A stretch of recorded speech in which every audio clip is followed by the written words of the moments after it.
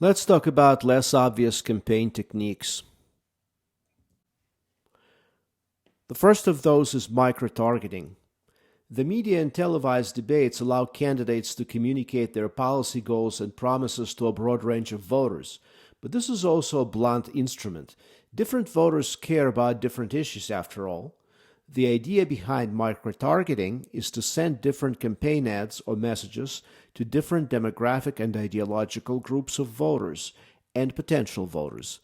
Suburban soccer moms, for instance, would be targeted with ads that are different from those targeting rural cowboy dads.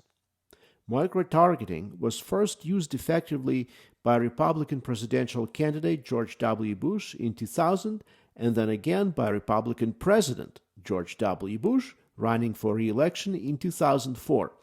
It became more sophisticated during the 2008 presidential campaign as Democrats built an extensive organization to contact and turn out voters.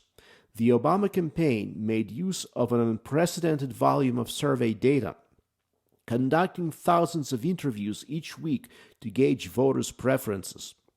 Statistical algorithms looked for patterns in the data the campaign had assembled for voters based on massive state voter registration files, consumer data, and past campaign contacts. The campaign used extensive quantitative data to generate different, carefully targeted messages for different demographic, regional, and ideological groups to persuade them to turn out and vote for Barack Obama. The role of big data in micro-targeting.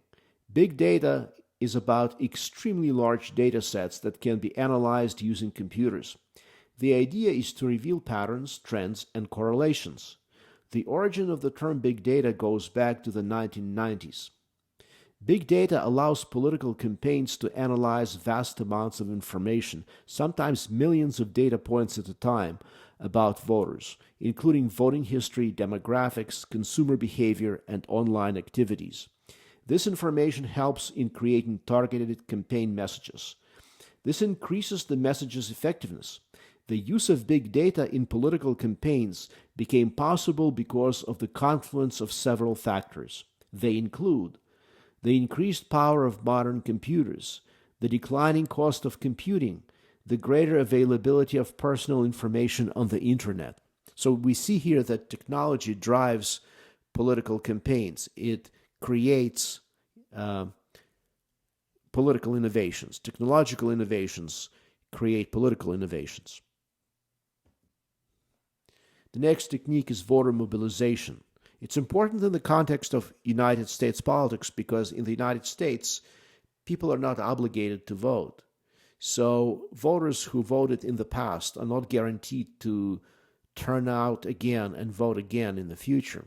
For this reason, successful candidates better be able to mobilize voters, better be able to motivate them to show up for the next election.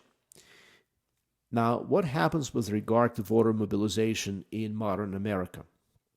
People power remains critical in modern political campaigns, since research suggests that direct mail and robocalls are less effective than face-to-face and in-person contacts. Candidates continue to use the services of tens of thousands of volunteers, especially for get-out-the-vote drives. People are much more likely to participate when someone, a candidate campaign, a political party, or especially someone they know, asks them to get involved. Research in political mobilization has shown that face-to-face interaction with a canvasser greatly increased the chances that the person contacted would go to the polls, boosting overall voter turnout by almost 10%. The impact of direct mail was much smaller, increasing turnout by just 0.5%.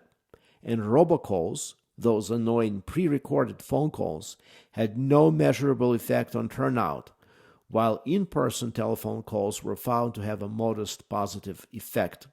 So we can see here the importance of the human factor in mobilizing the voters.